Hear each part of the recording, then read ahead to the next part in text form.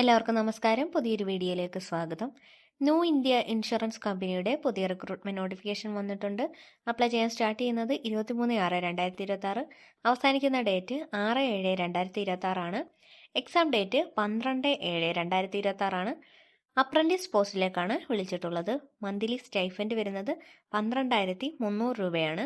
കേരളത്തിലും വേക്കൻസികൾ റിപ്പോർട്ട് ചെയ്തിട്ടുണ്ട്. കേരളത്തിൽ 30 വേക്കൻസികളാണ് ഇപ്പോൾ റിപ്പോർട്ട് ചെയ്തിട്ടുള്ളത്.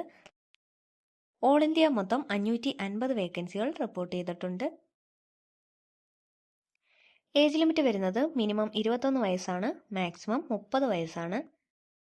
SC ST OBC PWD കാൻഡിഡേറ്റ്സിനെല്ലാം ഏജ് റിലാക്സേഷൻ ലഭിക്കുന്നതായിരിക്കും.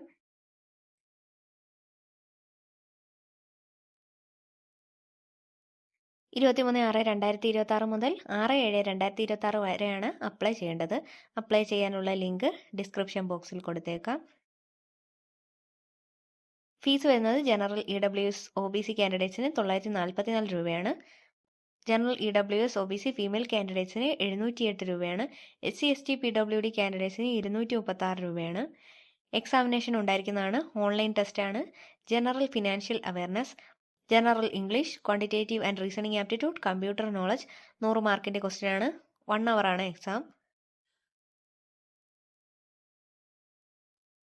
ഡിഗ്രിയാണ് ക്വാളിഫിക്കേഷൻ ആയിട്ട് വരുന്നത്. താല്പര്യമുള്ള കാൻഡിഡേറ്റ്സ് അപ്ലൈ ചെയ്യുക. ഇതുപോലെയുള്ള ജോബ് നോട്ടിഫിക്കേഷൻസ് അറിയാനായി ചാനൽ ഇപ്പോൾ തന്നെ സബ്സ്ക്രൈബ് ചെയ്യൂ.